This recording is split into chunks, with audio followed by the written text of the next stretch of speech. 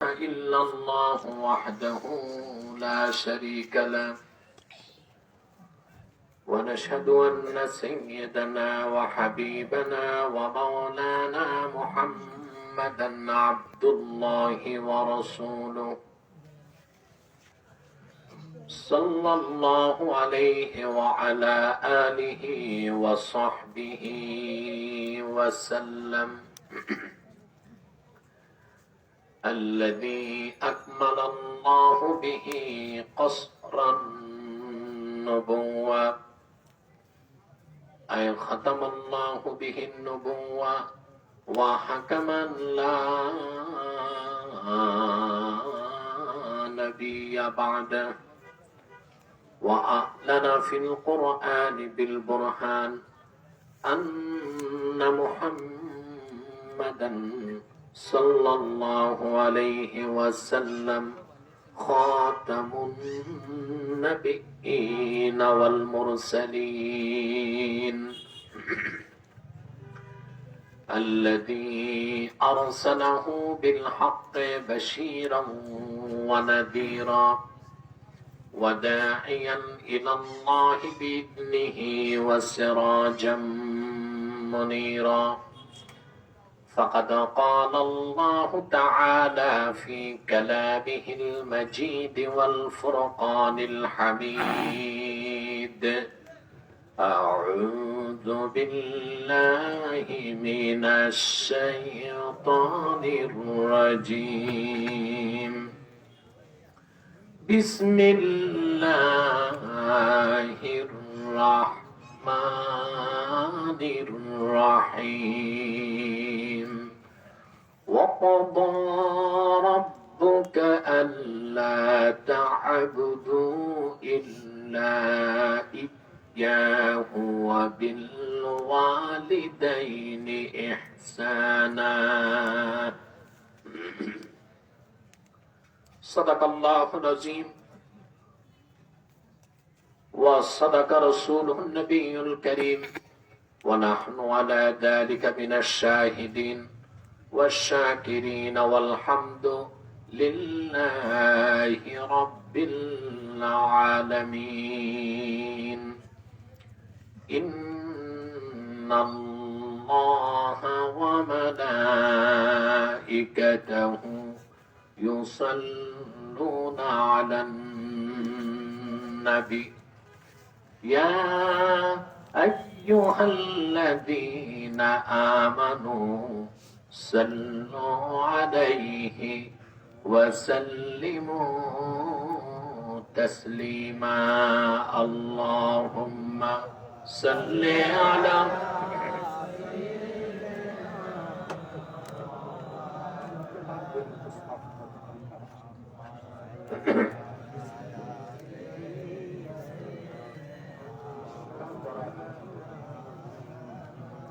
আপনাদের কষ্ট হচ্ছে মাছ থাকলেও কথা তো বলা যায় জিকিরও তো করা যায় জবান খুলে মহাব্বতে আল্লাহুম্মা সাল্লি আলা সাইয়্যিদিনা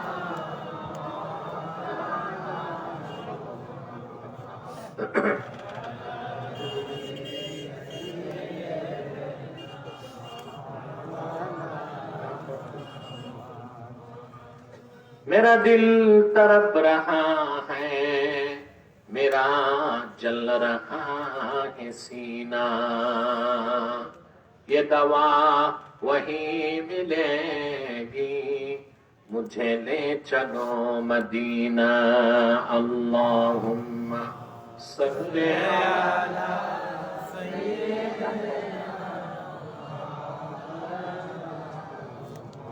वाला दी सैयदना मदीने की हवा से जन्नती बू आती है खाके पाके मदीना में नूर जन्नत चमकती है अल्लाहुम्मा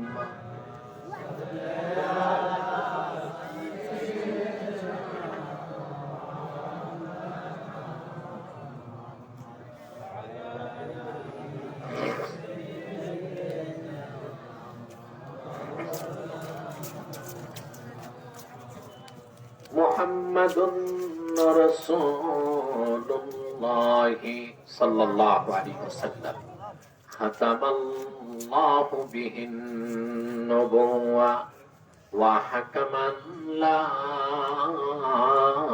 নবিয়্যা বা'দাহু বালাগাল উলা বিকামালিহি حسنت جميع خصاله صلوا عليه وآله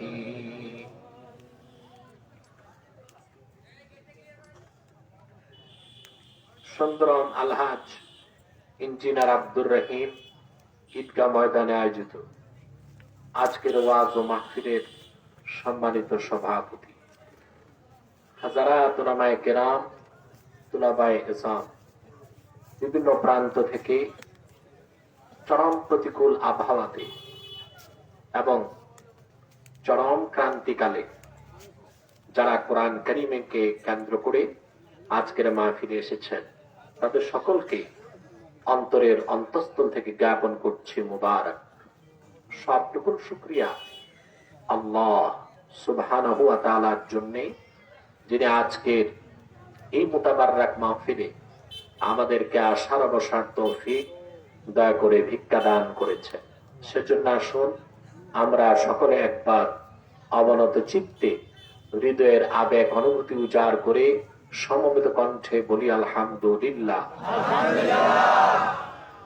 অগণিত অসংখ্য দরুদ ও সালাম আল্লাহর সৃষ্টির প্রধান আকর্ষণ, বিশ্ব সভার সভাপতি, সকল নবী রাসূলগণের মাথার তাজ, শামসুল হিদায়াত, বদরুদ্দুজা, সাইয়্যিদুস সাকালাইন, ইমামুল মুরসালিন, খাতামুন নবিয়্যিন ওয়াল মুরসালিন, আফতাবে নবুওয়াত, শাহনশাহে রিসালাত, সরকারে দো জাহাঁ, সুলতানুল মদিনা, নবিয়ুল আম্বিয়া, হুজুরে আকরাম, নূরে মুজাসসাম, নূরুন আলা নূর, সাইয়্যিদিনা হাবিবিনা শফিঈনা মাওলানা মুহাম্মদ সাল্লাল্লাহু আলাইহি ওয়াসাল্লামের উপর আল্লাহ জাল্লা যিকরু ওয়া আম্মা নাওয়াদু, যাকে আজ থেকে ১৫০০ বছর আগে প্রেরণ করেছেন সর্বশ্রেষ্ঠ ও সর্বশেষ নবী ও রাসূল হিসেবে, যার পরে আজ পর্যন্ত পৃথিবীতে অবশ্যই কোন প্রকার নবী কিংবা রাসূল অবশ্যই আসে নাই, অবশ্যই এখনো নাই, অবশ্যই কিয়ামত পর্যন্ত আসবে না। সম্মানিত সুধী, আজকে আপনারা এখানে মাহফিলে বসতে পারবেন আর আমি আসতে পারবো, এটা আজকে সকাল নয়, বিকেল পর্যন্ত অনিশ্চিত ছিল। কি বলেন আপনার? একদিকে করোনা পরিস্থিতি, আরেকদিকে দেশের ক্রান্তিকাল, সবকিছু মিলিয়ে আজকের মাহফিলটা ছিল শতভাগ অনিশ্চিত। সেই অনিশ্চয়তাকে আল্লাহ পাক নিশ্চিত করে দিয়েছে। আশা না আসার এই দোদুল্যমান বিশ্বাস নিয়ে অনেকে এসেছেন, অনেকে বাড়ি থেকে বের হয়নি। আবার রয়েছে প্রচন্ড আপনার পানি পড়ছে, বৃষ্টির মতে অনেকটা। আপনারা যে বসে আছেন একমাত্র আল্লাহর কোরআনের মহব্বতে, তাতে কোনো সন্দেহ নেই, ঠিক কিনা? বড় আশ্চর্য রকম আজকের ভেনুটা আমার কাছে খুব আশ্চর্য লাগতেছে। দোতলা, একতলা, দোতলা। সেজন্য আপনাদের কাছে সাথে আমার কমিউনিকেশন গ্যাপিং হয়ে যাচ্ছে। যারা দোতলায় ওনারা জবাব দেয় না, নিচের তালায় যারা আছেন তারা আমার সাথে একটু কমিউনিকেশনকে মজবুত করতে হবে। কি বলেন আপনারা? সম্মানিত সুধী, আপনারা জানেন যে প্রত্যন্ত অঞ্চলে আমি এখন প্রোগ্রাম রাতে একেবারেই কম করি, দিনেই বেশি করার চেষ্টা করি। কিন্তু আজকের মাহফিলটিতে আপনাদের এলাকার মফিজ চেয়ারম্যান এবং আছে নাকি ফরিদ মেম্বার, কোথায়? এই দুজনের ঐকান্তিক প্রচেষ্টায়, আন্তরিকতায় আমি এসেছি এবং রাতে দাওয়াত নিয়েছি। আলহামদুলিল্লাহ, আল্লাহ আমাকে পৌঁছেছেন। আপনাদের এলাকায় দুবার আমি আসতে পারিনি, কিন্তু এবার অসুস্থতার মধ্যেও আমি এসেছি এবং পৌঁছতে পেরেছি। আলহামদুলিল্লাহ। পাশে যে এটা তো ইয়াজুজ মাজুজের কাজ করতেছে, বন্ধ করো একেবারে। আমি আপনাদের সামনে আজকে কোরআন কারীম সূরা বনী ইসরাইল থেকে একটি আয়াতের অংশ বিশেষ তেলাওয়াত করেছি। যেহেতু সব দিক দিয়ে আজকের পরিবেশটা প্রতিকূল, জবাব দেন। পর্দার অন্তরালে আরো কিছু বিষয় আছে, ওটা আমি বলতে পারবো না এখন। সবকিছু মিলিয়ে প্রতিকূল একটি পরিবেশে আমরা আজকে মাহফিলটা করে যাচ্ছি, আলহামদুলিল্লাহ। খুব বেশি সময় ক্ষেপণ না করে খুব কম সময়ে আমরা কিছু কথা শুনে মুনাজাতের মাধ্যমে মাহফিলের পরিসমাপ্তির দিকে চলে যাব ইনশাআল্লাহ। ভূমিকাতে আমি একটি কথাই বলবো, এখানে যারা এসেছেন আসার পেছনে পার্থিব, জাগতিক, সামাজিক, রাজনৈতিক কোন স্বার্থ আমাদের নেই। আমরা এসেছি কেবলমাত্র আল্লাহ ও তার হাবিব নূর নবী মুহাম্মদ সাল্লাল্লাহু আলাইহি ওয়াসাল্লামের রেজামন্দি অর্জন করার জন্য, ঠিক কিনা বলেন? অন্য কোন উদ্দেশ্য আমাদের নেই। এই যে আমরা এসেছি বাড়ি থেকে, আমাদের প্রাপ্তিটা কি? কি পাবো আমরা? এত কষ্ট করছি কেন? আমরা দেখি কোন রাজনৈতিক সমাবেশ করতে মানুষকে টাকা পয়সা দিতে হয়, ঠিক কিনা? ফ্রি ট্রান্সপোর্ট ব্যবস্থা করতে হয়, নগদ কিছু পকেটেও দিতে হয়, আবার বিরিয়ানির প্যাকেটও দিতে হয়। এখানে এসব কিছু নাই। সবাই এসেছেন নিজ খরচে, এসেছে নিজ উদ্যোগে, ঠিক কিনা? বিনিময়টা কি? একটি বিনিময় আমি বলে দিচ্ছি, আমরা যারা এসেছি গুনার বোঝা, পাহাড় সমান গুনার বোঝা মাথায় নিয়ে মুনাজাত করে বাড়ি যাব শিশুর মতো নিষ্পাপ হই। খুশি হলেন না? বলি আলহামদুলিল্লাহ। এই কথাটি বিশ্বাস করলেন? এটা আমার কথা না, সহিহ হাদিস, ইবনে মাজাতে এসেছে। আল্লাহর হাবিব ইরশাদ করেছেন, মুমিন যখন নেক নিয়তে ইলমে দ্বীন শিখার জন্য ঘর থেকে বের হয়ে যায়, ওয়ায়াস্তাগফিরু লাহু মান ফিস সামাওয়াতি ওয়াল আরদি হাত্তাল হিতানি ফিল মা, আকাশে জমিনে আল্লাহর যত সৃষ্টি আছে, এমনকি নদী আর সমুদ্রের অগণিত মাছ আল্লাহ সে বান্দার জন্য আল্লাহর কাছে গুনাহ মাফের দোয়া করে। আমাদের জন্য দোয়া চলছে আকাশে জমিনে নদী আর সমুদ্রে, বলেন সুবহানাল্লাহ। কি দোয়া? আল্লাহর সৃষ্টিগুলো আল্লাহর কাছে ফরিয়াদ করছে, আল্লাহ উম্মতে মুহাম্মাদীর এই নেককার কোরআন কারীমের পাঠক আর শ্রোতাদের তুমি মাফ করে দাও। এতে আমরা খুশি না বেজা? আল্লাহ আমাদের মাফ করবেন, এই বিশ্বাস আছে। মাহফিলটি হচ্ছে আলহামদুলিল্লাহ, আমরা খুশি।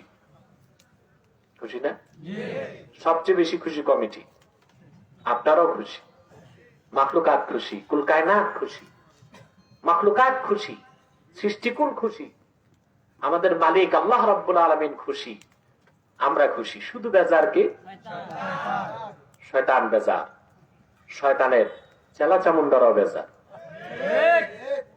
এখন শয়তানের সব চেষ্টা ব্যর্থতায় পর্যবসিত হয়েছে, একটি চেষ্টা বাকি আছে, কোন রকম মুনাজাতের আগে উঠানো যায় কিনা। আমরা নেক নিয়ত করে শয়তানের নাপাক গালে একটি চপেটা ঘাত করতে চাই, রাজি আছেন? আমরা নিয়ত করছি কিছুক্ষণ পরে আজকের মুনাজাত করে গুনাহ মাফ করে নিষ্পাপ বেহেশতে আল্লাহ ওয়ালা হয়ে বাড়ি যেতে চাই। কারা কারা হাত তুলে আল্লাহ রাব্বুল আলামিনকে দেখায়? আল্লাহু আকবার, আল্লাহু আকবার।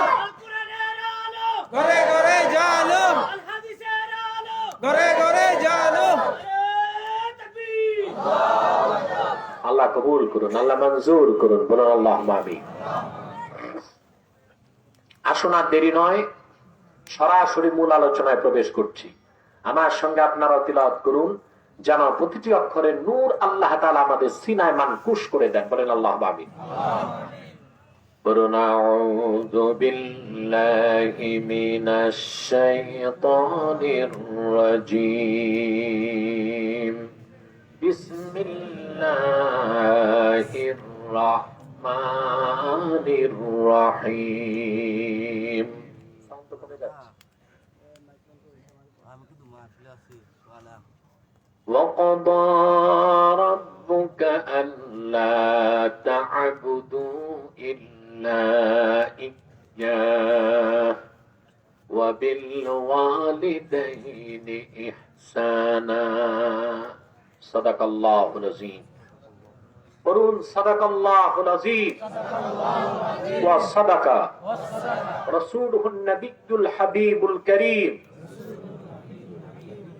ونحن على ذلك من الشاهدين والشاكرين والحمد لله رب العالمين আল্লাহ পাক আজ থেকে ১৫০০ বছর আগে কোরআন কারীম সূরা বনী ইসরাঈলে তাবৎ বিশ্বের মানুষকে আহ্বান করে আখিরি নবী মুহাম্মদ সাল্লাল্লাহু আলাইহি ওয়াসাল্লামের উপর অবতীর্ণ কোরআনের মাধ্যমে বিশ্ববাসীকে হুকুম করেছেন ওয়াকাদা রাব্বুক আই আমারা রাব্বুক ফাররাদা রাব্বুক মুহাম্মদ সাল্লাল্লাহু আলাইহি ওয়াসাল্লাম আপনার রব আদেশ করেছেন, বিধান করেছেন, আইন করেছেন, হুকুম করেছেন, আপনি বলে দেন আল্লাহ তা'বুদু ইল্লা ইয়্যা, তোমরা একমাত্র ইবাদত করবে আল্লাহ। কার ইবাদত হবে? আল্লাহ। আল্লাহ অনেক বড়, জোরে বলেন কার? আল্লাহ। একমাত্র ইবাদত হবে কার? আল্লাহ। ওয়াবিল ওয়ালিদাইনি ইহসানা, এবং পিতামাতার সাথে সদ্ব্যবহার পোষণ করবে, এটা আল্লাহর দ্বিতীয় হুকুম। প্রথম হুকুম একমাত্র ইবাদত হবে কার? আল্লাহ। ইল্লা ইয়্যা, একমাত্র তার, তোমরা ইবাদত করবে না কারো, শুধু করবে তার। কার করবে? আল্লাহ। কোরআন কারীমের এই অংশটিকে বোঝানোর জন্য কোরআন কারীমের আরেকটি অংশকে দৃষ্টান্ত দিচ্ছি। সূরা ফাতিহাতে আল্লাহ পাক বলেছেন, আমাদেরকে শিক্ষা দিয়েছেন, আমরা বলি ইয়্যাকা না'বুদু ওয়া ইয়্যাকা নাস্তাঈন। পড়েন আপনারা? আপনারা পড়েন তো প্রতিদিন? ইয়্যাকা না'বুদু ওয়া ইয়্যাকা নাস্তাঈন। এই যে ইয়্যাকা না'বুদু, এই দুটো শব্দের মধ্যে আল্লাহ গোটা শরীয়তকে প্যাকেট করে দিয়েছে। সুবহানাল্লাহ, সুবহানাল্লাহ। এই একটি আয়াতের, সূরা ফাতিহার ৭টি আয়াতের এই একটি আয়াতের তাফসীর করতে যে ফখরুদ্দিন রাজির কলম বন্ধ হয়ে গেছে। ব্যাখ্যা করতে করতে করতে করতে আর চলে না কলম। পরিশেষে তিনি লিখলেন, কোরআন কারীমের ৬৬৬৬ আয়াতের মধ্যে এই একটি আয়াত ইয়্যাকা না'বুদু এর ব্যাখ্যা কাবাহরিন লা সাহিলা লাহু, এমন এক মহাসমুদ্রের মতো। এই এক আয়াতের ব্যাখ্যা করে সেই ব্যাখ্যার সমুদ্র পার হবার মতো নাবিক আল্লাহর আকাশের নিচে জন্ম হয় নাই। কোরআন বুঝা তো সহজ না। পেন টাই, তারপরে ম্যাজিস্ট্রেট ব্যারিস্টার, আপনি কোরআন পড়লেন আর বুঝে গেলেন, আলেমদের উপর ফতুয়াবাজি করবেন, এত সহজ না।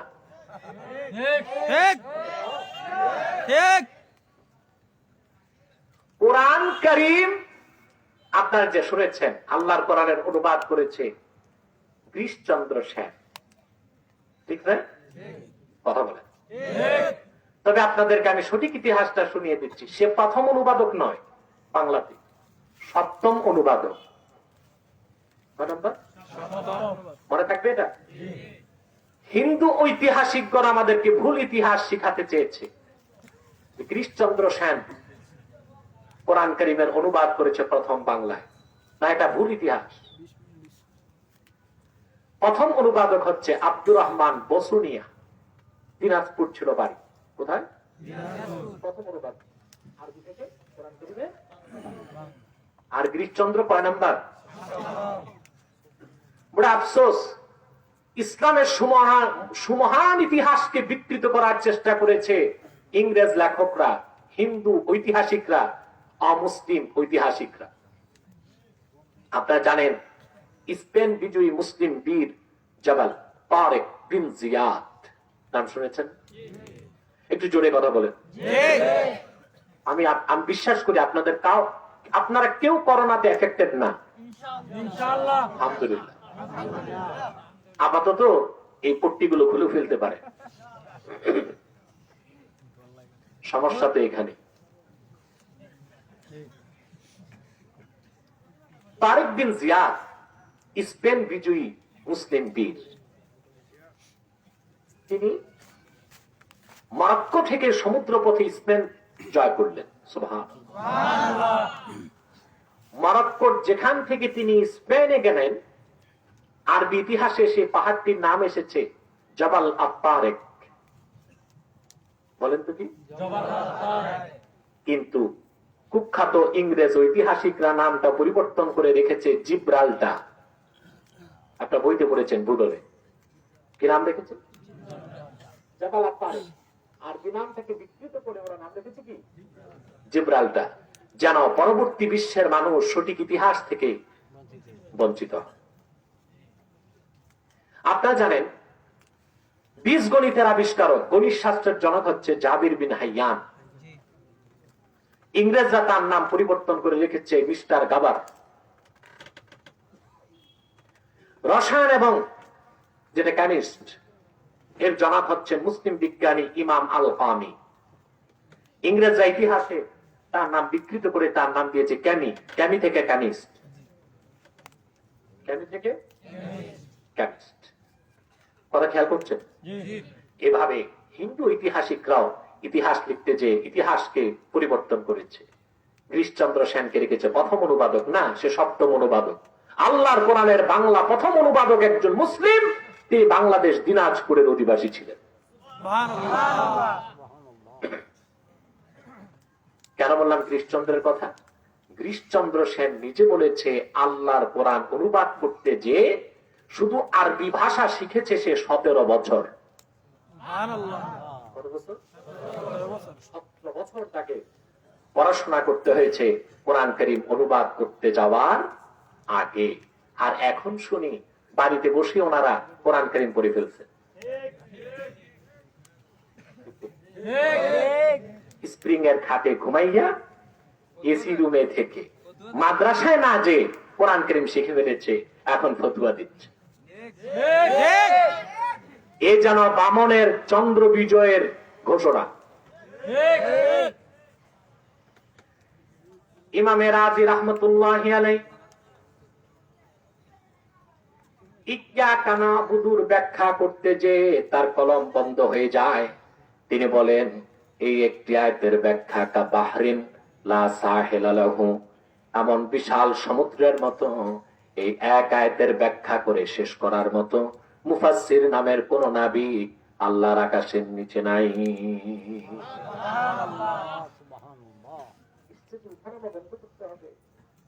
একেবারে, এবং ডান পাশের আওয়াজগুলো বন্ধ করতে হবে। মোটামুটি আমাদের পরিবেশ এখন ভালো আছে, কি বলেন আপনারা? আলহামদুলিল্লাহ। প্রিয় ভাই বন্ধুগণ, তো ইয়্যাকা না'বুদু কয়টা শব্দ? এখন ভালো করে বুঝেন, এই আয়াত দিয়ে সূরা বনী ইসরাঈলের আয়াতটি বুঝুন। মুফাসসিরগণ প্রশ্ন করেছেন, সুয়ালি মুকাদ্দারের জবাব দিয়েছেন। আরবি ব্যাকরণের রীতি হলো আগে ফেল, তারপরে ফাইল, তারপরে মাফউল। আল্লাহ পাক সেই রীতিতে যদি নাজিল করতেন, বলতেন না'বুদু ইয়্যাকা ওয়া নাস্তাঈনু ইয়্যাকা, আল্লাহ সেখানে সাধারণ ব্যাকরণ রীতিকে গ্রহণ করেন নাই, সেই রীতিতে নাজিল করেন নাই। সুবহানাল্লাহ বলবেন। আগে আনলেন মাফউলকে ইয়্যাকা, তারপরে ফেল ফাইল না'বুদু। স্বাভাবিক রীতিতে কি আগে ফেল, তারপরে ফাইল, তারপরে। কিন্তু সূরা ফাতিহায় দেখেন আগে আল্লাহ কি আনছেন? কথা বলেন। আচ্ছা, তোমাদের সুন্দরমের এটা কোন ভাইরাস? মাইক সবগুলোই থাকে ডান্ডি পটাশ মার্কা, এটা সাউন্ডটা আরেকটু আওয়াজ দাও না। হ্যাঁ,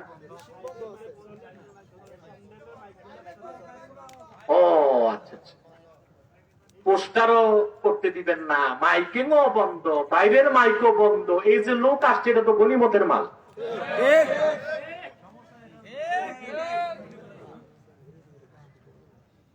আরে বাবা, যাই করেন, কোরআন কারীমের মধু সঞ্চয় করতে যেসব মৌমাছি আছে তাদেরকে কোরআনের ফুল থেকে দূরে রাখা যাবে না।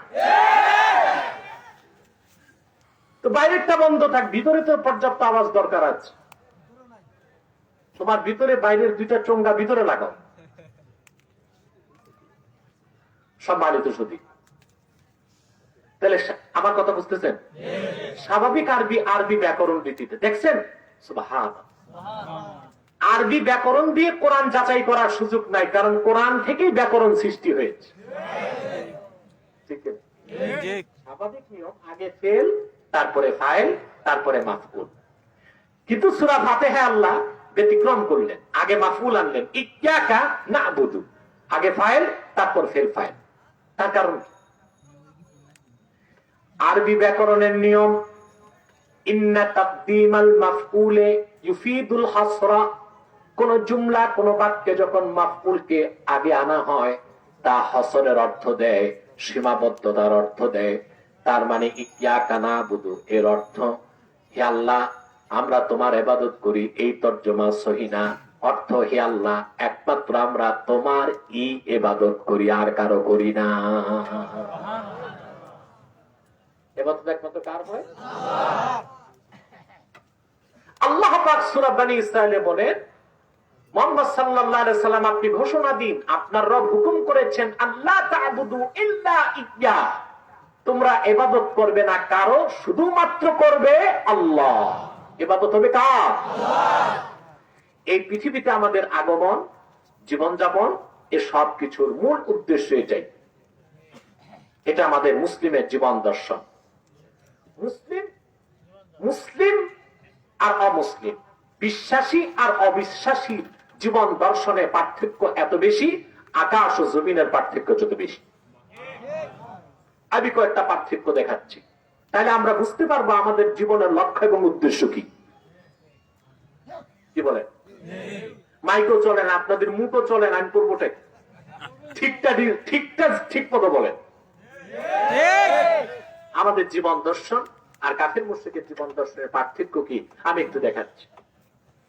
যারা অবিশ্বাসী, অমুসলিম, বিশেষ করে নাস্তিক, তারা হলো ইহজাগতিক, আর মুমিন মুসলমান হলো পরজাগতিক। যারা ইহজাগতিক তারা হচ্ছে বস্তুবাদী, তাদের আরেক নাম হচ্ছে ন্যাচারালিস্ট, প্রকৃতি পূজারী। তারা কি? বস্তুবাদী, জড়বাদী। তাদের সহজ নাম হচ্ছে ইহজাগতিক। ইংরেজিতে যেটাকে বলা হয় সেকুলারিস্ট।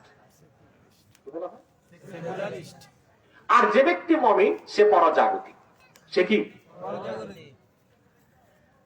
যারা অমুসলিম, যারা নাস্তিক, বস্তুবাদী, পরকাল বিশ্বাস করে না, তারা মনে করে পৃথিবীতে আমরা এসেছি, আল্লাহ পাক আমাদের বানান নাই, আমাদের সৃষ্টি হয়েছে ন্যাচারাল সিলেকশন, প্রাকৃতিক নির্বাচনের মাধ্যমে। বলেন নাউজুবিল্লাহ।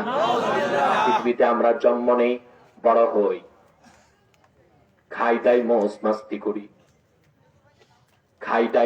মোজ মাস্তি করি, ফুর্তি করি, এক সময় মরে যাই, সব শেষ, আখেরাত বলে কিছু নাই। একটু জোরে বলেন নাউজুবিল্লাহ। এটি তো বস্তুবাদীদের জীবন দর্শন। বস্তুবাদী, জড়বাদী, ইহজাগতিক। এদের আরেক নাম হচ্ছে ন্যাচারালিস্ট, প্রকৃতিবাদী, প্রকৃতি পূজারী। এরা মনে করে আমাদেরকে বানানো হয় নাই, আমরা হয়েছি ন্যাচারাল সিলেকশন, প্রাকৃতিক নির্বাচনের মাধ্যমে। বলেন নাউজুবিল্লাহ। আল্লাহ পাক তাদের তিরস্কার করে কোরআনে প্রশ্ন করেছেন, আফাহাসিবতুম আন্নামা খালাকনাকুম আবাসান ওয়া আন্নাকুম ইলাইনা লা তুরজাউন। আফাহাসিবতুম আই জানান্তুম, নাস্তিকরা, অবিশ্বাসীরা, তোমরা কি ধারণা করেছো আন্নামা খালাকনাকুম আবাসা, আমি তোমাদের সৃষ্টি করেছি অনর্থক, ওয়া আন্নাকুম ইলাইনা লা তুরজাউন, আর মৃত্যুর পর পুনরুত্থান দিবসে আবার তোমরা সৃষ্টি হবে, আমার কাছে ফিরে আসার প্রয়োজন নাই, এটি কি ধারণা করেছো? কথা বলে। এই ধারণা কাদের? অবিশ্বাসী, নাস্তিক, ইহজাগতিক, বস্তুবাদী, জড়বাদী, সেকুলারিস্ট। ঠিক। আর মুমিন তার জীবন দর্শন কি? সুবহান। সে পৃথিবীতে চাকরি করবে, ব্যবসা করবে, কামাই রোজগার করবে, আনন্দ করবে, ফুর্তি করবে, তার অর্থ ব্যবস্থা হবে, সমাজ ব্যবস্থা হবে, রাষ্ট্র ব্যবস্থা হবে, শিক্ষা ব্যবস্থা হবে, কিন্তু সবকিছুর কেন্দ্র হবে পরকালের উদ্দেশ্য। সে পরজাগতিক। সে কি? সে নামাজ পড়বে আখেরাতের জন্য, তার সংসার আখেরাতের জন্য, তার শিক্ষা দীক্ষা আখেরাতের জন্য, তার ব্যবসা আখেরাতের জন্য, তার রাজনীতি হবে আখেরাতের জন্য, তার সবকিছু আখেরাতের জন্য। এই দুনিয়ার মজমাস্তি, আনন্দ, ফুর্তি, ব্যবসা বাণিজ্য, চাকরি বাকরি, কোনো কিছু এক মুহূর্তের জন্য পরকাল থেকে তাকে দূরে সরাতে পারে না। সেই কথা বলতে যে আল্লাহ তাআলা কোরআন কারীমে বলেন, রিজালুন লা তুলহিহিম তিজারাতুন ওয়ালা বাইউন আন যিকরিল্লাহি ওয়া ইকামিস সালাতি ওয়া ইতাইজ যাকাতি ইয়াখাফুনা ইয়াওমান তাতাকাল্লাবু ফীহিল কুলুবু ওয়াল আবসার। আল্লাহ পাক বলেন, আমার নবী মুহাম্মদ সাল্লাল্লাহু আলাইহি সাল্লামের উম্মতের মধ্যে এমন একদল লোক আছে, ব্যবসা বাণিজ্য, চাকরি বাকরি, দুনিয়াদারি তাদেরকে আল্লাহর জিকির থেকে এক মুহূর্তের জন্য দূরে সরায় না, আল্লাহর স্মরণ থেকে তাদের দূরে সরায় না। তারা নামাজের সময় নামাজ পড়ে, যাকাতের সময় যাকাত দিয়ে দেয়, আর দুনিয়ার কাজকর্মের মধ্যে তারা সেদিনটিকে ভুলে না যে কিয়ামতের দিন প্রতিটি মানুষের চোখ আর অন্তর আল্লাহর ভয়তে কাঁপতে থাকবে। এটা মুমিনের জীবন দর্শন, ঠিক না? মুমিন মানি আল্লাহওয়ালা, পরহেজগার, দরবেশ মানি কি এই শুধু মসজিদ মাদ্রাসায় থাকবে? কথা বলেন।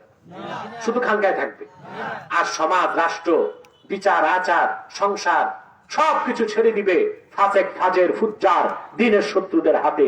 এইরকম মিশন আল্লাহ তাআলা উম্মতে মুহাম্মদকে দেন নাই, ঠিক কিনা?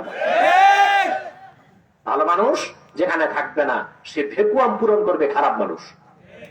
খারাপ মানুষ এইটাই চায়। হুজুর, মৌলবী, মোল্লা, দরবেশ, পীর সাহেব, ওনারা থাকবে মসজিদে, থাকবে মাদ্রাসায়, বাকিটা আমরা দেখবো। ওনাদেরকে আমরা বছর বছর ওরসের সময়, মাহফিলের সময় হাদিয়া, তোফা, নজর নেওয়াজ পৌঁছায় দিব। দুধ কলা খাইয়া ওনারা খুশি, দুনিয়াদারি করে আমরা খুশি।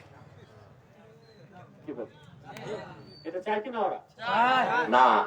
আল্লাহ সুবহানাহু ওয়া তাআলা উম্মতে মুহাম্মাদীকে বলেছেন তার দুনিয়াও লাগবে, তার আখিরাতও লাগবে। লাগবে কিনা? লাগবে। যারা বলেন লাগবে। হাদিসের মধ্যে এসেছে, আনাস বিন মালিক রাদিয়াল্লাহু তাআলা, আমার প্রিয় রাসূল সাল্লাল্লাহু আলাইহি ওয়াসাল্লামের সবচেয়ে প্রিয় সাহাবীগণের একজন, নাম শুনেছেন? তিনি বলেছেন, খাদিমতুন নবী সাল্লাল্লাহু আলাইহি ওয়াসাল্লাম 10 সানাওয়াত, 10 বছর আমি নূর নবীর খেদমত করেছি। আল্লাহ রাসূল মুহাম্মদ সাল্লাল্লাহু আলাইহি ওয়াসাল্লাম মক্কা মুকাররমা থেকে হিজরত করে যখন মদিনাতুল মুনাওয়ারাতে গেলেন, আনাস বিন মালিকের বয়স তখন মাত্র 10 বছর।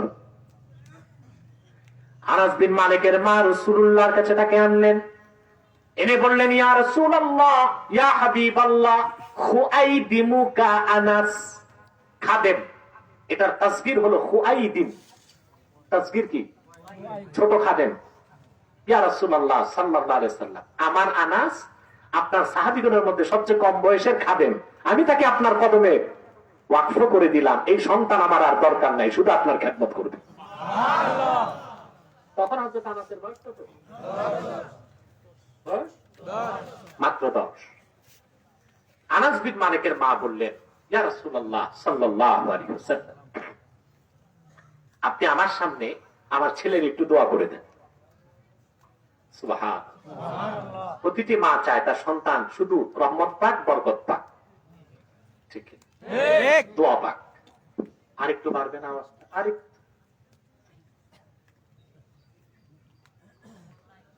আল্লাহ রাসূল সাল্লাল্লাহু আলাইহি ওয়াসাল্লাম আনাস বিন মালিকের মাথায় হাত রাখলেন। সুবহানাল্লাহ। আল্লাহর হাবিব তার মাথায় হাত রেখে দোয়া করলেন, আল্লাহুম্মা বারিক ফি মালিহি ওয়া আওলাদিহি ওয়া আতিল উমরাহ ওয়াগফির যামবা। আল্লাহ তুমি আনাসের মালে বরকত দাও, তার সন্তানে বরকত দাও, তার হায়াত লম্বা করে দাও, তার জীবনের গুনাহ মাফ করে দাও। খেয়াল করে দেখেন, আমার নূর নবী 4টি দোয়া করলেন তার জন্য, আনাসের জন্য। 3টি তো দুনিয়ার জন্য, 1টি তো মাত্র আখিরাতের জন্য।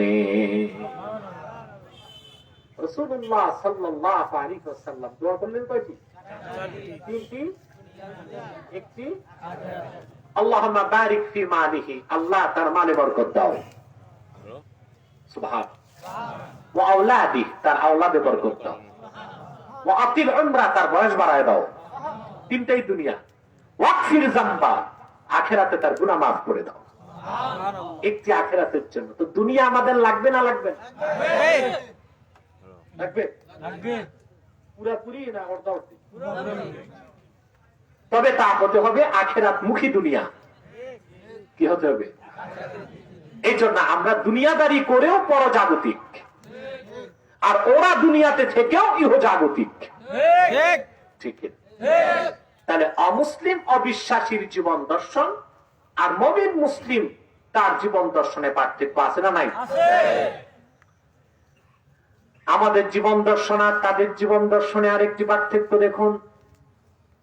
যারা পরকাল অবিশ্বাসী নাস্তিক, তারা মনে করে মানুষের আদি উৎস হলো বানর। নাউজুবিল্লাহ বলবেন না। আউযুবিল্লাহ মিস্টার ডারউইন লিখে গেছে তার থিওরি অফ এভোলিউশন, বিবর্তনবাদে, মানুষের আদি উৎস হলো বানর, বানর থেকে মানুষ। নাউযুবিল্লাহ নাউজুবিল্লাহ। নাউযুবিল্লাহ ডারউইন যখন 1 বছর ভ্রমণে বের হয়েছিল ইংল্যান্ড থেকে, সারা দুনিয়া ঘুরেছে সে জাহাজে, ঘুরে এসে সেই তথ্যটা দিল, আমি যা দেখে এসেছি দুনিয়ায় মানুষের আদি উৎস বানর। সে যে সেমিনারে বক্তব্য দিচ্ছিল তার দাদা উপস্থিত ছিল। উপস্থিত ব্রিটেনের এক বিজ্ঞানী তার দাদাকে বলল, বানর সাহেব কেমন আছেন? বলে, আমাকে আপনি বানর বললেন? বলল, আপনার নাতি তো তথ্য দিল বানর থেকে মানুষ, তার তো বানর না হইয়া তো পারেন না। ঠিক আহা, দুনিয়ার সমস্ত বিজ্ঞানী একমত হয়ে বলেছে ডারউইন এটা ব্যাকডেট গাঁজা খাইয়া এই তথ্য দিছে, ঠিক যে গাঁজার মেয়াদ উত্তীর্ণ হয়ে গেছে। ঠিক এটা বিজ্ঞানীদের ইজমা। আমাদের যেমন ইজমা আছে, সমস্ত দুনিয়ার বিজ্ঞানীগণ একমত হয়ে বলেছে the theory of evolution is not a scientific fact. It is nothing but hypothesis of Charles Darwin. ডারউইনের এই বিবর্তনবাদ, বানর থেকে মানুষ, এটা বৈজ্ঞানিক কোন মতবাদ নয়, এটা ডারউইনের একান্তই নিজস্ব একটি মন গড়া থিওরি। বড় আফসোস, আমার বাংলাদেশে এখন 9ম শ্রেণীর জুলজি প্রাণী বিজ্ঞান থেকে অনার্স মাস্টার্স পর্যন্ত ডারউইনের এই পরিত্যক্ত বস্তা পচা ডাস্টবিনে নিক্ষেপযোগ্য একটি বানর তত্ত্বের মতবাদকে পড়ানো হচ্ছে, যা পড়ার দ্বারা আমার দেশের যুবকগুলো নাস্তিকতার দিকে ধাবিত হচ্ছে। সারা দুনিয়া করলো বর্জন, আর আমরা ডাস্টবিন থেকে তুলে এটাকে শিক্ষা ব্যবস্থায় চালু করে দিয়েছি। নাউজুবিল্লাহ। অবিশ্বাসী, পরকাল যারা বিশ্বাস করে না, যারা নাস্তিক, এটি তাদের জীবন দর্শন, বানর থেকে মানুষ। নাউজুবিল্লাহ। আমাদের জীবন দর্শন কি? ওয়ালাকাদ কাররামনা বানি আদম, আমি আদম সন্তানদেরকে সম্মানিত করেছি। আমাদের অরিজিন আদম।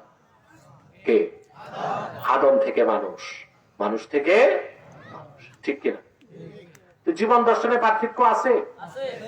যারা অবিশ্বাসী, বস্তুবাদী, ইহজাগতিক, তারা মনে করে পৃথিবীতে জন্ম নিলাম, বড় হলাম, মৌজ মাস্তি করলাম, দুনিয়াদারি করলাম, সব শেষ, আর কোন উদ্দেশ্য আমাদের নেই।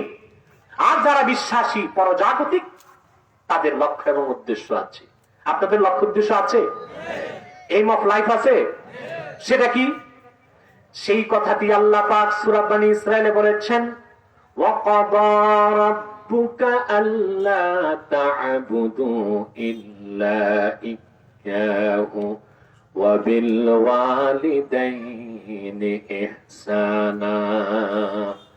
মুহাম্মদ সাল্লাল্লাহু আলাইহি ওয়াসাল্লাম, আপনার রব আল্লাহ রাব্বুল আলামিন হুকুম করেছেন, বিধান করেছেন, মানব জাতিকে আপনি বলে দেন তোমরা কারো ইবাদত করবে না, একমাত্র ইবাদত করবে আল্লাহর। জোর বলেন ইবাদত কার? আল্লাহর। তাহলে আমরা আমাদের লক্ষ্য এবং উদ্দেশ্য কোরআন থেকে খুঁজে পেলাম। এই পৃথিবীতে আমরা এমনি এমনি আসি নাই, মহান স্রষ্টা আল্লাহ পাক আমাদের প্রেরণ করেছেন। এই পৃথিবীতে আমাদের কি উদ্দেশ্য, লক্ষ্য, তা হলো আল্লাহর ইবাদত করতে হবে, গোলামি করতে হবে। ঠিক কিনা বলেন? সেই ইবাদতের জন্য প্রস্তুত আছেন? শিরক যুক্ত ইবাদত না শিরক মুক্ত ইবাদত? পৃথিবীর সব ধর্মের মানুষ ইবাদত করে। যে হিন্দু মূর্তি পূজা করে সেও চায় ঈশ্বরের সন্তুষ্টি, কিন্তু তার পদ্ধতি গলত। পদ্ধতি কি? খ্রিস্টানরা প্রতি রবিবার গির্জাতে যায়, ইবাদত করে। উদ্দেশ্য কি? কার সন্তুষ্টি? কথা বলে না। পদ্ধতি কি? জোরে বলতে হবে। ইহুদিরা প্রত্যেক শনিবার সিনাগগে যায়, ইবাদত করে। উদ্দেশ্য কি? কার সন্তুষ্টি? কিন্তু পদ্ধতি আল্লাহ রাব্বুল আলামিনের ইবাদত করার একমাত্র সঠিক ফর্মুলা, পদ্ধতি উপহার দিয়েছেন মুহাম্মদ সাল্লাল্লাহু আলাইহি ওয়াসাল্লাম ১০০০ বছর আগে আল্লাহ কর্তৃক প্রেরিত কোরআনের মাধ্যমে। ঠিক কিনা? আল্লাহর পক্ষ থেকে যত নবী পৃথিবীতে এসেছেন সেই জন্য মানুষকে প্রথম পেগাম দিয়েছেন ইবাদতের। কিসের? কার ইবাদতের? আল্লাহ পাক কোরআন কারীম সূরা হুদের মধ্যে দৃষ্টান্তগুলো তুলে ধরেছেন পয়গম্বরগণের। বলেন সুবহানাল্লাহ। আল্লাহ রাব্বুল আলামিন বলেন, উদাহরণ দিতে যে আল্লাহ তাআলা বলেন, ওয়ালাকাদ আরসালনা নূহান ইলা কওমিহি ইন্নী লাকুম নাযীরুম মুবিন আল্লা তা'বুদু ইল্লাল্লাহ। আল্লাহ রাব্বুল আলামিন বলেন, নূহকে আমি রাসূল হিসেবে প্রেরণ করেছি তার কওমের নিকট, তার জাতির নিকট। নূহ নবী শত শত বছর তাদের ডাক দিয়ে বলেছেন, হে আমার কওম, হে আমার জাতি, তোমরা একমাত্র ইবাদত করো আল্লাহর। জোরে বলেন কার? আল্লাহর। আল্লাহ পাক আবার উদাহরণ দিয়েছেন, ওয়া ইলা আদিন আখাহুম হুদান ক্বালা ইয়া কওমি ইবুদুল্লাহা মা লাকুম মিন ইলাহিন গায়রুহু ইন আনতুম ইল্লা মুফতারুন। আল্লাহ পাক বলেন, আদ জাতির নিকট আমি নবী হুদকে প্রেরণ করেছি। তিনি শতাব্দীর পর শতাব্দী তাদের দাওয়াত দিয়েছেন আর বলেছেন, হে আমার কওম, হে আমার জাতি, তোমরা একমাত্র ইবাদত করো আল্লাহর, তিনি ছাড়া কোনো মাবুদ নাই। সুবহানাল্লাহ বলবেন? সুবহানাল্লাহ। সুবহানাল্লাহ বললেও কি কোনো আইন কানুন আছে নাকি? গুনাহ হবে? শাস্তি? আমরা বেশি বেশি ওয়াজ মাহফিলে আল্লাহর নাম নেই বলেই তো বাংলাদেশ করোনা থেকে বেঁচে গেছে। এটা যদি আমার দেশের শাসক প্রশাসক উপলব্ধি করতে না পারে, তো সেকেন্ড ওয়েভ অফ করোনা, দ্বিতীয় ঢেউ যেটা আসছে, এটা খুব বেড়ে যাবে। কারণ আল্লাহর নিয়ামতের না শুকরি করলে আল্লাহ আযাব দেন। পৃথিবীর বড় বড় সুপার পাওয়ার গুলো আজকে বিপর্যস্ত হয়ে গেছে, করোনার আঘাত সহ্য করতে পারেনি। মার্চ মাসের 14 তারিখ বাংলাদেশে ঘোষণা হলো করোনা, লকডাউনের প্রস্তুতি নিল গভর্নমেন্ট। আর তখনই ওয়ার্ল্ড হেলথ অর্গানাইজেশন, বিশ্ব স্বাস্থ্য সংস্থার যিনি সেক্রেটারি মহাসচিব, তিনি বলেছেন যে এপ্রিল থেকে মে মাসের মধ্যে বাংলাদেশে 6 থেকে 7 লক্ষ মানুষ করোনায় মরে যাবে। কত? 6 থেকে 7 লক্ষ। আজ প্রায় 10 মাস বাংলাদেশে করোনা। একটি বছর যে আরেকটি বছর আসতেছে, 10,000 মানুষও মরল না। আমার দেশের যারা অভিভাবক, আপনারা একটু উপলব্ধি করেন না? মন থেকে একটু জিজ্ঞেস করুন তো, এই রহমতটা বাংলাদেশ কেন পেল? করোনার এফেক্ট সবচেয়ে কম আরব বিশ্বে, তারপর বাকি দুনিয়ার সবচেয়ে কম এফেক্টেড দেশগুলোর মধ্যে বাংলাদেশ। অথচ এই দেশের লোক সংখ্যা প্রায় 17 কোটি পার হয়ে গেছে। ঠিক বললো না কেন? 10,000 লোক মরে নেই এখন পর্যন্ত। আপনাদের উপলব্ধি করতে হবে, বিষাক্ত দাঁত বের করে হিংস্র হাসি হাসার আগে চিন্তা করে নেন এই রহমত কেন পেয়েছে বাংলাদেশ। বাংলাদেশ মসজিদের দেশ, মাদ্রাসার দেশ, ওয়াজ মাহফিলের দেশ। সারা বাংলাদেশে যে পরিমাণ কোরআনের ওয়াজ হয়, মাহফিল হয়, আরব বিশ্ব ছাড়া সারা দুনিয়ায় তা হয় না। যে দেশের আকাশে বাতাসে কোরআনের আওয়াজ ছড়িয়ে থাকে, দরুদ সালামের আওয়াজ ছড়িয়ে থাকে, যে বাংলাদেশে শত শত আউলিয়া কেরাম শুয়ে আছে, ওয়াজ হয়, মাহফিল হয়, আযান হয়, নামাজ হয়, আল্লাহর রহমত সেজন্য এই দেশে বৃষ্টির মতো পতিত হচ্ছে। বেঁচে গেছেন করোনা থেকে। ধাক্কা যদি লাগতো আমেরিকায় তো চিৎকার হয়ে গেছে। বাংলাদেশের মানুষ তো খুঁজে পাওয়া যেত না, একটা মানুষ আরেকটা মানুষের গোশত খাইত। বলেন না? আমাদের এগুলো উপলব্ধি করতে হবে, বুঝতে হবে। হকধর্মী, অহংকার, দাম্ভিকতা দেখাবেন না। সারা দুনিয়ার দাম্ভিকতাকে আল্লাহ তাআলা চূর্ণ করেছেন একটি বোমা দিয়ে।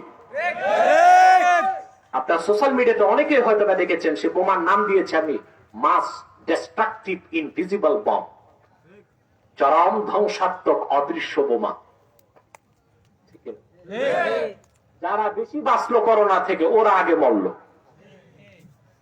আমরা আর কি একটু মাস্ক লাগাই, আর আমি তো মাস্কও লাগাই না, রুমাল দিয়ে রাখি। আমার নবী সাল্লাল্লাহু আলাইহি ওয়াসাল্লাম সাহাবীগণ এই মাস্ক আমাদের শিখিয়েছেন ১,৫০০ বছর আগে। আমি তো সব সময় লাগায় রাখি। ঠিক না? এই পশ্চিমা লোকগুলো টয়লেটে গেল পানি ব্যবহার করতো না, ওদের কাছে ধোয়া দুই নাই, শুধু আছে মশা পোষা। এখন এমন ধোয়া শুরু হয়েছে প্রতিদিন 20 বার হাত ধোয়। আর আমরা থেকেই প্রতিদিন 5 বার উযু করি, আর ধোয়ার প্রয়োজন আমাদের হয় না। ঠিক কিনা? এগুলো যদি উপলব্ধি করতে আমরা না পারি, আমাদের দ্বন্দ্ব যদি কোরআনের সাথে হয়ে যায়, ইসলামের সাথে হয়ে যায়, করোনার সেকেন্ড ওয়েভ, তারপর দেখবেন থার্ড ওয়েভ, তারপর ফোর্থ ওয়েভ, একের পর এক এমন গাইবি আঘাত আসবে তা বরদাস্ত করার মতো ক্ষমতা আপনাদের থাকবে না। আল্লাহু আকবার, আল্লাহু আকবার, গড়ে গড়ে চলো, জয় স্বাগতম। এখন গমন বলে আগমন।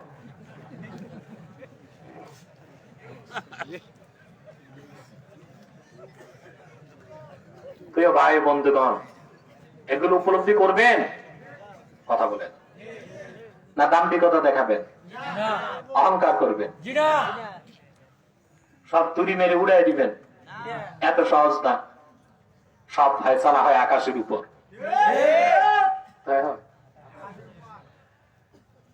এত অহংকার দেখান, 100 বছর করে বয়স আনছেন। ফেরাউন তো বেঁচেছে 420 বছর, এর চেয়ে বেশি তো বয়স পাবেন না। তার 6 ভাগের 1 ভাগ পান কিনা সন্দেহ আছে। দেখেন না, করোনা ঢুকতে দরজা জানালাও লাগে না। আপনারা নাক বন্ধ করেন, মুখ বন্ধ করেন, এখন বিজ্ঞানীরা বলতেছে চোখ দিয়েও ঢুকে। হাঁটবেন কি করে?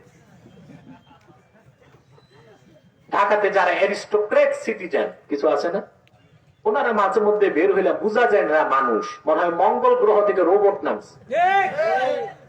7-8টা পোশাক, নাক ঢাকছে, মুখ ঢাকছে, কানে কি যেন সিরা স্যান্ডেলের মতো লাগায়। শুনি কিছুদিন পর করোনা ধরছে, পেশেন্ট হ্যাজ বিন ডাইড।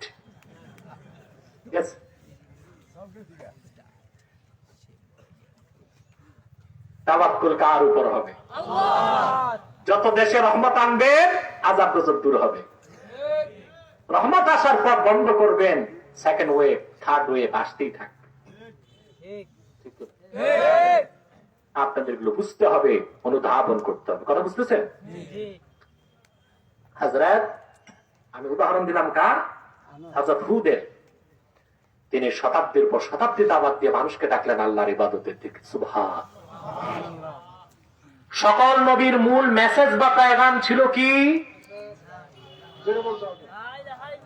কি ছিল? কার ইবাদত? জনগণ কার ইবাদত? আর কারো? আল্লাহ পাক আবার উদাহরণ দেন, وَإِلَى ثَمُودَ أَخَاهُمْ صَالِحًا قَالَ يَا قَوْمِ اعْبُدُوا اللَّهَ مَا لَكُمْ مِنْ إِلَٰهٍ غَيْرُهُ। আল্লাহ পাক বলেন, আমি সামুদ জাতির নিকট হযরত সালেহকে প্রেরণ করেছি। সালেহ নাম শুনেছেন আপনারা? তিনিও যুগের পর যুগ মানুষকে দাওয়াত দিয়েছেন, আহ্বান করেছেন। তিনিও যুগের পর যুগ মানুষকে আহ্বান করেছেন এবং বলেছেন একমাত্র ইবাদত হবে আল্লাহর, আর কারো ইবাদত করা যাবে না। ঠিক কিনা বলেন? এভাবে প্রত্যেক নবী আল্লাহর ইবাদতের দাওয়াত করেছেন মানুষকে। সবার শেষে এসেছেন আখিরি নবী, নবী কুল সম্রাট মুহাম্মদ সাল্লাল্লাহু আলাইহি ওয়াসাল্লাম, যিনি আজ থেকে ১৫০০ বছর আগে গোটা বিশ্বের মানুষকে ডাক দিয়ে বলেছেন, ইয়া আইয়ুহান নাসু উবুদু রাব্বাকুমুল্লাযী খালাকাকুম ওয়াল্লাযীনা মিন ক্বাবলিকুম লাআল্লাকুম তাত্তাকুন। হে মানব জাতি, তোমরা একমাত্র আল্লাহ রাব্বুল আলামিনের ইবাদত করো। জোরে বলেন, কার ইবাদত? আল্লাহর হাবিব মুহাম্মদ সাল্লাল্লাহু আলাইহি ওয়াসাল্লাম মানব জাতিকে ডাক দিয়ে বললেন, হে মানব জাতি, তোমরা একমাত্র ইবাদত করো আল্লাহর, যিনি তোমাদের সৃষ্টি করেছেন, তোমাদের পূর্ববর্তীদেরকে সৃষ্টি করেছেন। চিন্তা করে দেখুন, পূর্বের সব নবী দাওয়াত দিয়েছেন, হে আমার জাতি তোমরা আল্লাহর ইবাদত করো। তারা ছিলেন আঞ্চলিক নবী, এক এক সম্প্রদায়ের নবী। কিন্তু আমার নবী, আপনার নবী, বিশ্ব নবী মুহাম্মদ সাল্লাল্লাহু আলাইহি ওয়াসাল্লাম, তিনি শুধু কুরাইশদেরকে ডাক দিয়ে বলেন নেই, হে কুরাইশ আল্লাহর ইবাদত করো, কারণ তিনি এসেছেন গোটা সৃষ্টি জগতের জন্য আল্লাহর নবী হিসেবে। ওনার দাওয়াত ছিল সার্বজনীন, ওনার দাওয়াত ছিল সবার জন্য। মানব জাতি, উবুদু রাব্বাকুম, তোমরা ইবাদত করো তোমাদের রবের, আল্লাযী খালাকাকুম, যিনি তোমাদের সৃষ্টি করেছেন, ওয়াল্লাযীনা মিন ক্বাবলিকুম, তোমাদের পূর্ববর্তীদেরকে সৃষ্টি করেছেন। কেন? লাআল্লাকুম তাত্তাকুন, যেন তোমরা পরহেজগারিতা অর্জন করতে পারো। তাহলে সকল নবী রাসূলের, বিশেষ করে আখিরি নবী, নবী কুল সম্রাট মুহাম্মদ সাল্লাল্লাহু আলাইহি ওয়াসাল্লাম ১৫০০ বছর আগে কোরআনের মাধ্যমে আল্লাহর যে নির্দেশ শুনিয়েছেন তা হলো, ওয়াকাদা রাব্বুকা আল্লা তা'বুদু ইল্লা ইয়্যাহ। আল্লাহর বিধান এটাই, তোমরা ইবাদত করবে একমাত্র আল্লাহর। কার ইবাদত করবে? সর্বাবস্থায় ইবাদত করবেন কার? আল্লাহ। আল্লাহর ইবাদতে কোন ব্যক্তি বা বস্তুকে শরীক করবেন না, তাহলে শিরক হবে, আর শিরকের গুনাহ কখনো আল্লাহ পাক ক্ষমা করবেন না। দ্বিতীয় নির্দেশ, ওয়াবিল ওয়ালিদাইনি ইহসানা, পিতা মাতার সাথে সৎ ব্যবহার করবে তোমরা। করেন আপনারা সৎ ব্যবহার?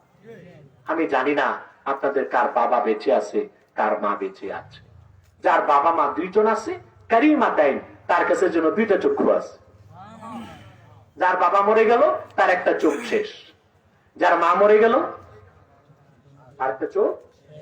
আফসোস, আমাদের অনেকের বাবা মা আছে কিন্তু আমরা লক্ষ্য করি না। ঠিক না? বার্ধক্যের সময় আমার দেশের পিতা মাতা, বাবা মা সবচেয়ে অসহায়ত্ব অনুভব করে, করে কিনা? ছেলে সন্তান খোঁজ খবর রাখে না। আর সবচেয়ে বেশি পিতা মাতা অবহেলার শিকার হয় যুবক যখন বিয়ে করে, যায় শ্বশুর বাড়ি, খায় রসের হাড়ি, বাবা মার কথা মনে থাকে।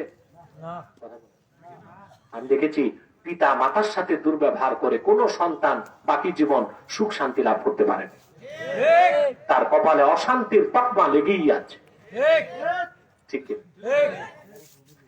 আমার ভাইয়েরা, যাদের পিতা মাতা বেঁচে আছে তাদের জন্য আমার একটি নসিহত, আর যাদের বাপ মা মরে গেছে, করে দিতে পারেন নাই, তারা কি করবেন? প্রশ্ন আসে। তাদের জন্য একটি নসিহত থাকবে, পিতা মাতা যাদের বেঁচে আছে, অন্তত আপনার একটি মিশন রাখতেই হবে, বাবা মা যেন অসন্তুষ্ট না হয়। আপনি যত বড় অলি হন, দরবেশ হন, নামাজ পড়েন, রোজা রাখেন, বাবা মা যদি মনে কষ্ট রাখে, আপনার সমস্ত আমলকে আল্লাহ পাক বরবাদ করে দিবেন। আল্লাহর হাবিব ইরশাদ করেছেন, রিদার রাব্বি ফি রিদাল ওয়ালিদ ওয়া সাখাতুহু ফি সাখাতিহি। বাবার সন্তুষ্টিতে আল্লাহর সন্তুষ্টি। বাবা যদি নারাজ হয়ে যায়, কোন সন্তান যত ইবাদত বন্দেগী থাক, আল্লাহ পাক তার উপর নারাজ হয়ে যাবেন। ঠিক না? মায়ের বিষয়টা আরো মারাত্মক। কেউ যদি তার মাকে দুনিয়ায় কষ্ট দেয়, মা যদি মনে কষ্ট রাখে, তো হাদিসের ভাষ্য অনুযায়ী মৃত্যুর সময় তার কলেমা নসিব হবে না। এর চেয়ে বড় বিপদ কিছু আছে? হযরত আলকামা রাদিয়াল্লাহু তাআলা আনহু, রাসূল করিম সাল্লাল্লাহু আলাইহি সাল্লামের জলিলুল কদর সাহাবী, আল্লাহ রাসূলের কাছে আওয়াজটা বন্ধ করুন। আল্লাহ রাসূল সাল্লাল্লাহু আলাইহি ওয়াসাল্লামের কাছে সংবাদ আসলো যে আলকামা মদিনা মুনাওয়ারাতে, আলকামার জবান বন্ধ হয়ে গেছে, কালেমা পড়তে পারতেছে না, মৃত্যুর যন্ত্রণায় স্থির। রাহমাতুল লিল আলামিন নূর নবী আমার মুহাম্মদ সাল্লাল্লাহু আলাইহি ওয়াসাল্লাম সাহাবায়ে কেরামকে নিয়ে মদিনাতুল মুনাওয়ারাতে আলকামার ঘরে গেলেন। চেয়ে দেখলেন আলকামা কালেমা পড়তে পারে না, কিছুক্ষণ পর তার মৃত্যু হয়ে যাবে। আলকামার মাকে আল্লাহ রাসূল ডাকলেন, ডেকে বললেন, তোমার সন্তানের উপর তোমার কোনো কষ্ট আছে নাকি? আলকামার মা বললেন, ইয়া রাসূলুল্লাহ, ইয়া হাবিবাল্লাহ, আমার সন্তান আলকামা, তার উপর আমার একটাই কষ্ট, কদ আসারা ইমরাতাহু আলাইয়া, আমার একটাই কষ্ট, সে আমার উপর তার স্ত্রীকে প্রাধান্য বেশি দিয়ে থাকে। এই হাদিসের মাফহুম। আল্লাহর হাবিব সাল্লাল্লাহু আলাইহি সাল্লাম বললেন, তুমি আলকামাকে মাফ করে দাও। আলকামার মা বললেন, ইয়া রাসূলুল্লাহ, ইয়া হাবিবাল্লাহ, আমার মনে যে ব্যথা আছে, কষ্ট আছে, মাফ করতে মন চায় না। আল্লাহ রাসূল সাল্লাল্লাহু আলাইহি সাল্লাম সাহাবায়ে কেরামকে বললেন, শুকনা কাঠ জোগাড় করো, আগুন ধরাও, আলকামাকে জ্বালায় দাও। আলকামার মার চোখ থেকে পানি ঝরতে লাগলো, আর বললেন, ইয়া রাসূলুল্লাহ, ইয়া হাবিবাল্লাহ, ফালিজাতু কাবাবি। হাদিসে এরকম শব্দ এসেছে, আমার কলিজার টুকরা সন্তান আলকামাকে আমার চোখের সামনে আপনি আগুনে জ্বালিয়ে দিবেন, তা তো আমার বরদাস্ত হবে না। রাসূলুল্লাহ বললেন, যদি দুনিয়ার আগুন বরদাস্ত না হয়, আখিরাতে জাহান্নামের আগুন এসে জ্বলবে, তুমি যতক্ষণ মাফ না করো, সেটা কেমন করে তোমার বরদাস্ত হবে? আলকামার মা বললেন, ইয়া রাসূলুল্লাহ, ইয়া হাবিবাল্লাহ, আল্লাহকে সাক্ষী রেখে বলছি, আমি আমার সন্তান আলকামাকে মাফ করে দিলাম। হাদিসের রাবী বলেন, সঙ্গে সঙ্গে হযরত আলকামার জবানে কালেমা পড়া শুরু হয়ে গেল। কালেমা পড়া শেষ হয়ে গেল, তিনিও আর রইলেন না, শেষ নিঃশ্বাস ত্যাগ করে আল্লাহর সাক্ষাতে চলে গেলেন।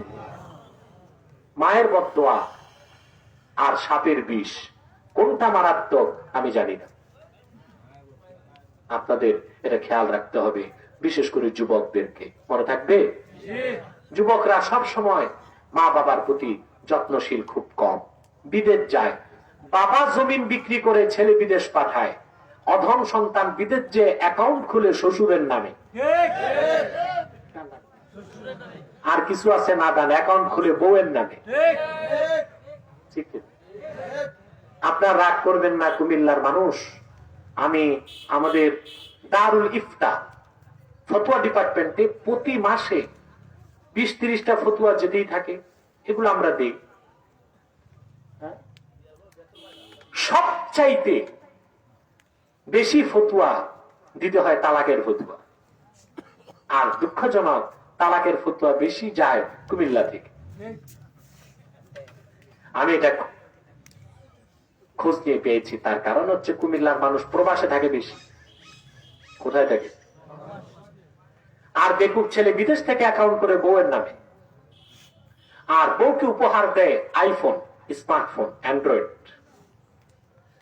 তারপর ওনার দুনিয়ায় যত কাজ আছে সব চলে, উনি বিদেশে কামাই করে আর উনি এখানে ব্যাংকে টাকা নামায় আর বন্ধুর সাথে মৌজ মস্তি করে। 10 বছর পর বেকুব স্বামী দেশে এসে দেখে সর্বনাশ, ব্যাংকের অ্যাকাউন্টও খালি, ঘরের বিছনাও খালি।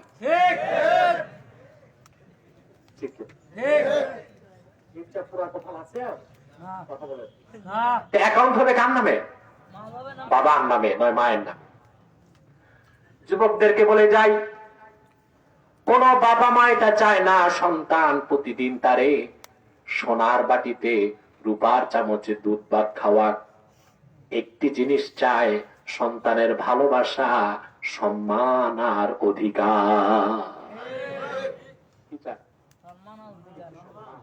একটু মর্যাদা, একটু অধিকার চায়। প্রতিটি মা এটাই চায় তার সন্তান যেন তাকে তার স্ত্রী থেকে বেশি প্রাধান্য দেয়। মনে থাকবে? আল্লাহ পাক বলেছেন ওয়াবিল ওয়ালিদাইনি ইহসানা, আল্লাহর ইবাদত করবে তোমরা আর পিতা মাতার সাথে উত্তম আচরণ পোষণ করবে। মনে থাকবে? উত্তম আচরণ করবে। প্রিয় ভাই বন্ধুগণ, ইউরোপ আমেরিকাতে ফ্যামিলি স্ট্রাকচার ভেঙে গেছে। ওখানে কে বাপ, কে মা, কে স্ত্রী, কে সন্তান, কোনো খোঁজ খবর নাই। কারণ ওই দেশে তো কোরআন সুন্নাহ মানার লোক কম, বিশেষ করে পাশ্চাত্যপন্থী যারা, ওয়েস্টার্ন যারা, তাদের রিটায়ার্ডের পর পিতা মাতা বাড়িতে আর থাকতে পারে না, তার জায়গা হয় বৃদ্ধাশ্রমে। কোথায়? আমাদের বাংলাদেশে একটা বৃদ্ধাশ্রম আছে গাজীপুরে।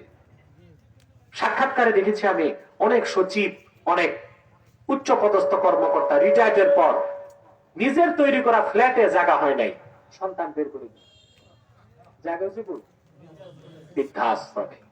এটা ইউরোপ আমেরিকাতে প্রয়োজন হয়, কারণ ওখানে একটি মা কয়টা পুরুষের কাছে যায় এটা নিজেও জানে। তো সন্তান যে কার প্রোডাক্ট এটা মা বলবে কেমন করে? কথা বলে সন্তান বাবার সাথে কোনো সম্পর্ক থাকে না, সে যখন এস্টাবলিশড হয়ে যায় বাবাকে বের করে দেয়, সরকার তাকে বৃদ্ধাশ্রমে জায়গা দেয়। আমার বাংলাদেশে কোরআন সুন্নাহ মানে মানুষ, ফ্যামিলি স্ট্রাকচার আছে, কোরআন সুন্নাহর নির্দেশ তারা জানে।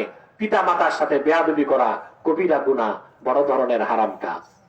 সে জানে আল্লাহর ইবাদতের পর সবচেয়ে বড় কাজ আল্লাহ রাসূল সাল্লাল্লাহু আলাইহি ওয়াসাল্লাম আল্লাহর পক্ষ থেকে উম্মতে মুহাম্মাদীকে দিয়েছেন পিতা মাতার সাথে ভালো আচরণ, তাদের খোঁজ খবর রাখা, তাদের খোরপোশ দেওয়া, তাদের সেবা শুশ্রূষা করা, তাদের সম্মান করা। ঠিক কিনা বলেন?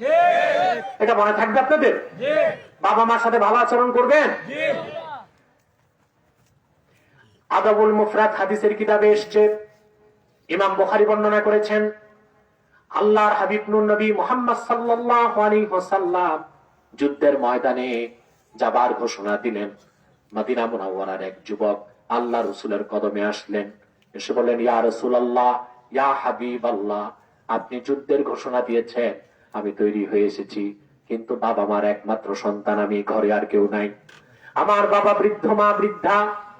আসার সময় বাবা মা কান্না করে বলছিল, তোমার যুদ্ধে যাবার দরকার নাই, কারণ তুমি তো আমাদের একটাই সন্তান, যদি শহীদ হয়ে যাও আমাদের লালন পালন করার কেউ তো থাকবে না। আমি বাবা মার কথা শুনি নাই, চলে এসেছি আপনার কদমে। দেখে এসেছি, পিছন ফিরে দেখলাম বাবা মার চোখ থেকে পানি ঝরছে, বুকটা ভেসে যাচ্ছে। আল্লাহর হাবিব সাল্লাল্লাহু আলাইহি ওয়াসাল্লাম হুকুম করলেন, ইরজি ইলাইহিমা ফাআদহিকহুমা কামা আবকাইতাহুমা, জলদি করে ফিরে যাও বাবা মার কাছে, যেভাবে তাদের মুখে তুমি কান্না ফুটিয়েছো সেভাবে তাদের মুখে হাসি ফুটাও। মনে থাকবে? বাবা মার সাথে ভালো আচরণ করবেন। যদি দেখেন বাবা মা মরে গেছে, বেয়াদবি করছিলেন, তাহলে অন্তত সপ্তাহে একদিন কবরস্থানে যে তাদের জিয়ারত করবেন, আশা করা যায় তারা মাফ করে দিবে। আসুন আমরা দোয়া করি, একটু দরুদ সালাম পড়ি নেই, তারপর আমরা দোয়া করবো আল্লাহ যেন কবুল করেন। মহব্বতে সাল্লাল্লাহু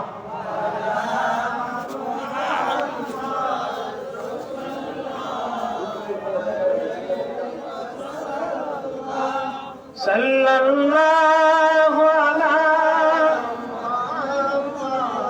সাল্লাল্লাহু আলাইহি ওয়াসাল্লাম, ইয়া নবী সালাম আলাইকা, ইয়া রাসূল সালাম আলাইকা, ইয়া হাবিব সালাম আলাইকা, সালাম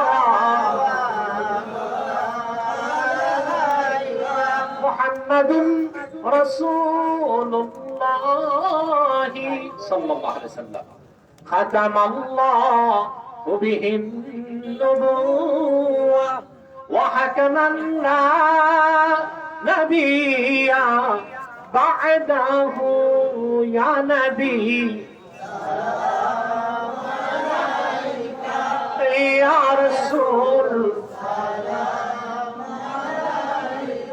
ইয়া হাবিব সালাম আলাইকা সালাওয়াতুল্লাহ আলাইকা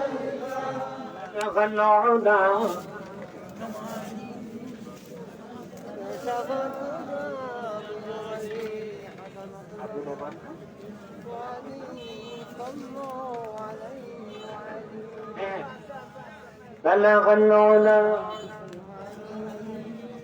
هنا كشف الدجى بجماله حسنت جميع خصاله صلوا عليه وآله আমি সবার জন্য দোয়া চাই, বিশেষ করে যিনি নুরুল আমিন সাহেব, পাঁচটা নুরুল ইসলাম, যিনি ঈদগাহ জায়গা দিয়েছেন, তার জন্য দোয়া করবেন। এত বড় ত্যাগ তিনি করলেন, আল্লাহ পাক যেন কবুল করেন। মাহফিলটির জন্য অনেকের সহযোগিতা ছিল, নৈতিক, সার্বিক, অর্থনৈতিক। বিশেষ করে আমাদের জনাব আব্দুল মতিন খসরু এমপি সাহেব, তার একটি নৈতিক সমর্থন ছিল ব্যাপকভাবে। আলহামদুলিল্লাহ বলেন।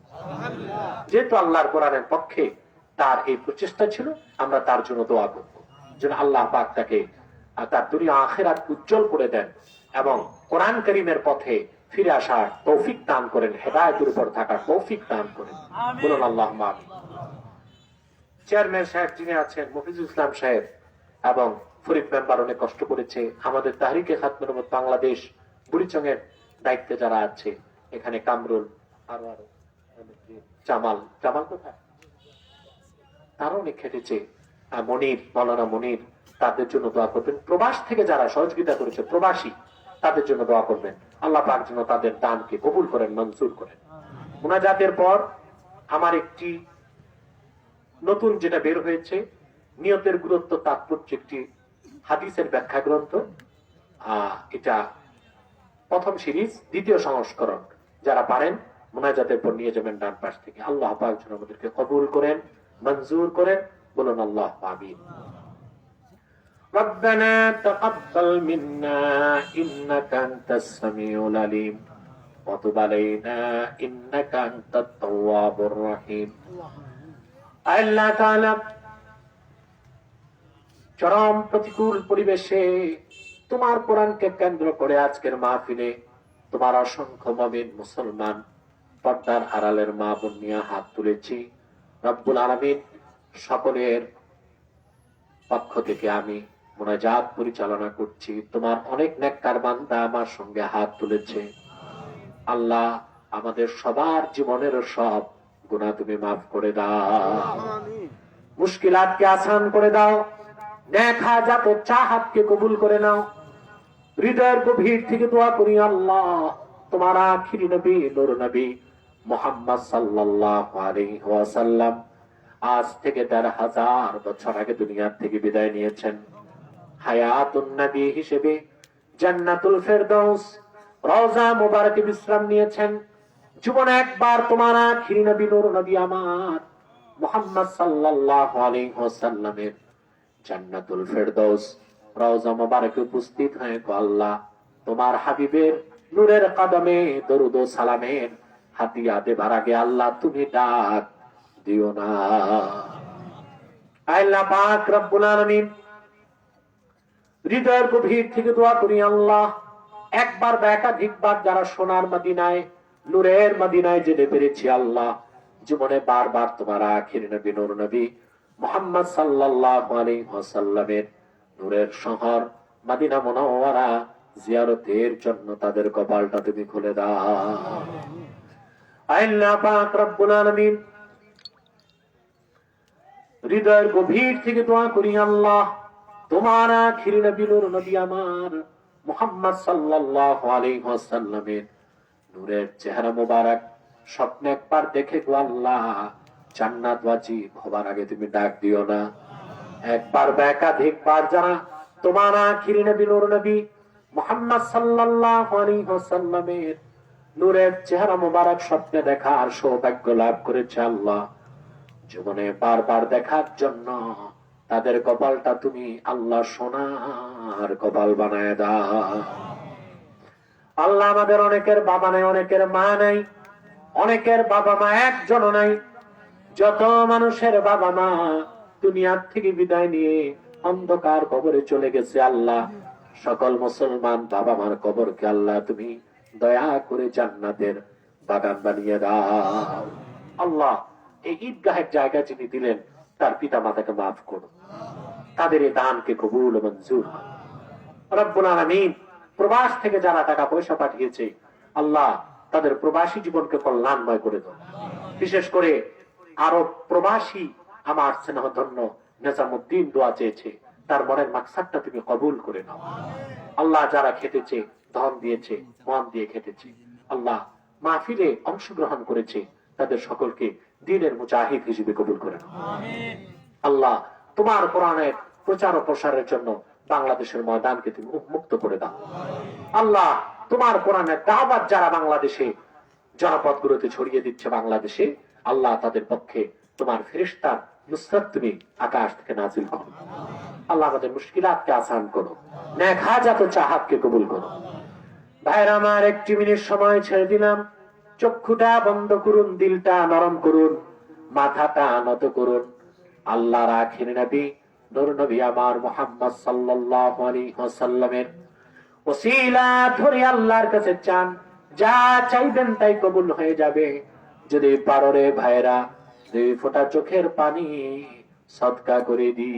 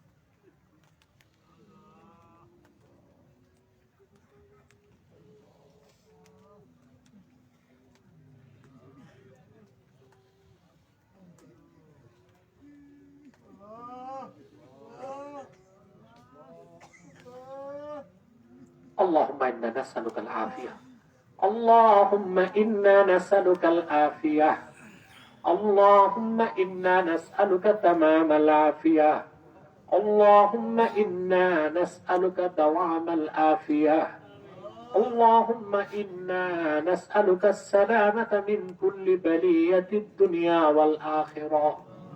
صلى الله تعالى على خير خلقه نبينا محمد نور الله وعلى آله وصحبه أجمعين.